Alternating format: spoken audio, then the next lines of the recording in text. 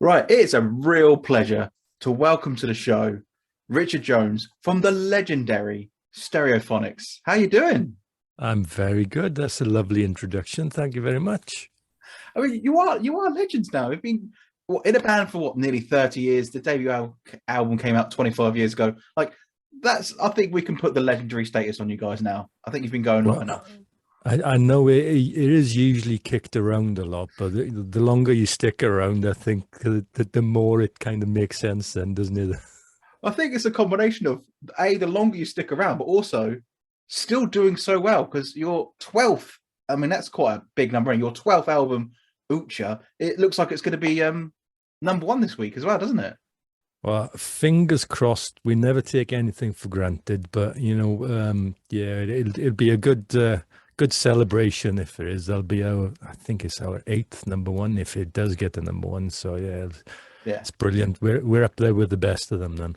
that's a, yes, a seven number one so far. I mean, unless somebody brings out a surprise album like Ed Sheeran just drops an album tomorrow, I think you pretty Yeah. much should be sorted for the number one. I mean, It's happened in the past. So yeah, yeah.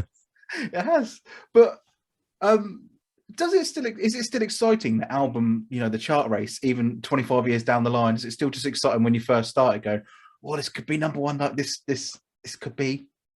Oh, definitely. Like I said, we never take anything for granted.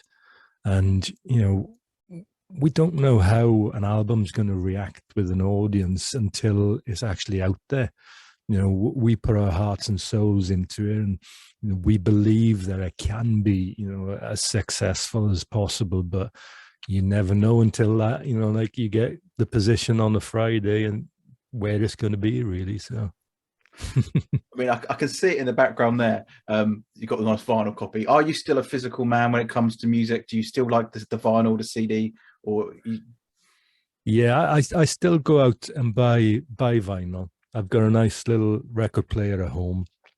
I don't get to use it that much because the kids are too noisy in the house. So I need everybody to be out when I do play the vinyl. So, but I do like the physical copies. There's something I don't know about the size, the artwork, and you've got that. You've got to put a bit of time into, you got to listen to it, you got to flip it over. There's no, pressing play or shuffle. So Yeah.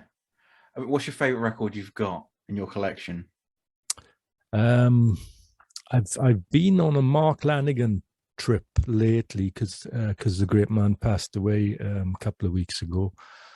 So I've got his last album, which sounds really good on vinyl. I've been into that, but I'm a massive Johnny Cash fan as well.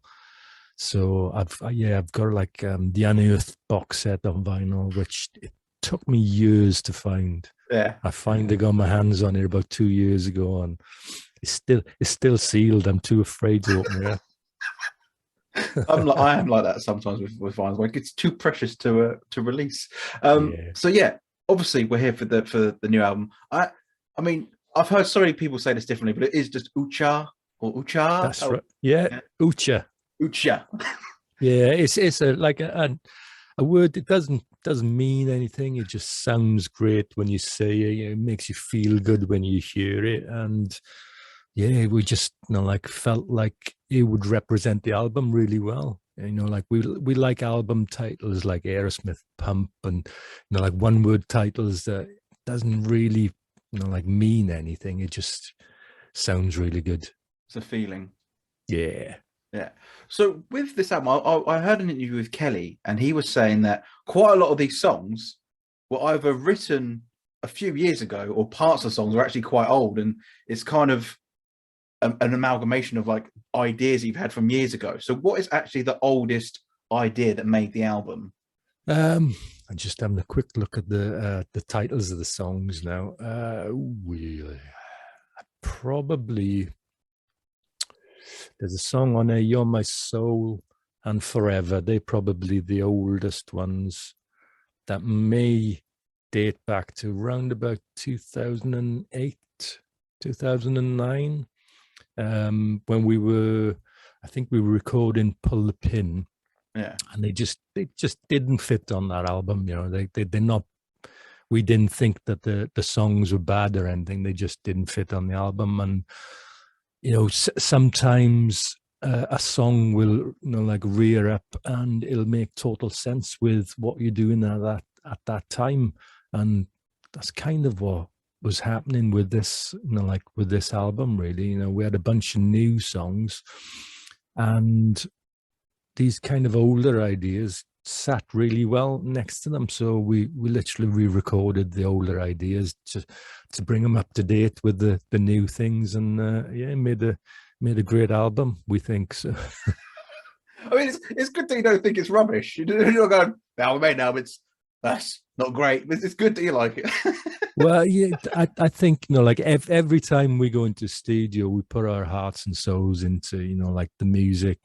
Kelly with the lyrics as well. I know for definite he puts everything into the lyrics, and so it is like we are who we are, and the music comes direct from us. Like it means so much to us.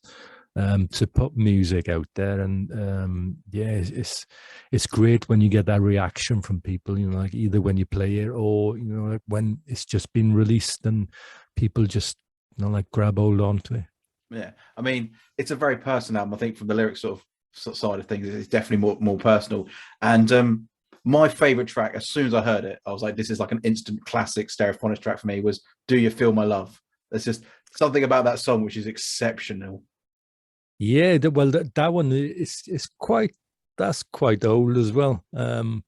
I think that was kicking around about the same time as Forever and You're My Soul. But again, you can't keep a great song down. Like they do keep on popping up. Then you might wrote it 20 years ago, and you try it in a kind of different way, or you put a different instrument on it, and it just suddenly makes sense, and like fits with everything else you're doing. So yeah, it is a great tune. It's a good one to play live as well. Yeah, that's something I was going to move on to, because obviously we've got the tour which is happening either very, very soon, because we've got Brighton on the 26th and also Bournemouth on the 27th. That's a great weekend because we're in Southampton, so that's sort of midway between the two, so you can go to either. And then as well, you headline a Victorious Festival again on the Friday night. Well, we had a ball the last time we played there, so we're really looking forward to it this summer, especially after the last 2 years everybody's had. I think everybody's just gagging for like a good time now, so we'd be ready for it. I think because for me, you guys are in the top 3 headliners Victorious I think I've ever had. There's I think Brilliant. Like between like you and the Prodigy, I can't really differentiate who was better. It was an amazing set. Great. Yeah, the Prodigy, a great band as well. We played with them many times over the years, and great bunch of boys. So sad, like when Keith Flint passed away, we were gutted. So so I'm really looking forward to seeing you guys again live, because you are such. I think it's kind of because you've been going so long, but the stage presence when you played at Victorious and Headline was just insane, and I think it was the version of The Writer which just like blew me away. That like the extended ending that you have to add is amazing, and it's definitely a track you need to hear live. We've always like tried to be the best live band we could possibly be, and that goes back to when we played the pubs and clubs in Wales. If you weren't good live, then you couldn't cut it really, and you were always booed off. So we made a point of being a good live band, and like carried that through. It definitely shows. And like I said, obviously we've got the Brighton show, got the Bournemouth show, and we've got Victoria, so a lot of time for people to come see you. I mean, the Brighton and Bournemouth show, it's only in a few weeks, so not that long to learn all the lyrics, but still long enough. Well, it's always good, like when the tour's after the album, at least people are quite familiar with a lot of the new material, because sometimes it can be a little bit scary up on stage playing a new song for the first time, and people have just got that kind of blank expression on their face, like, what's this? They're trying out new material on us. I always find that in a crowd, you always do get some people there that's going, when's Dakota? That's one. That's why we leave that to the end. Keep them sticking around. So from the new album, what track are you most looking forward to getting in front of a live audience with? I think for me, there's a really kind of special moment in the song called "All I Have Is You," where it just builds and builds, and it's quite emotive, that song, and I can't wait for for an audience to experience that. So yeah, that's going to be good when we play that live. Yeah, I know. Obviously, we're already running out of time already because I know you've got a few more of these to do. But just quickly, with obviously the pandemic, things like that, was it slightly easier for you guys to kind of take that break?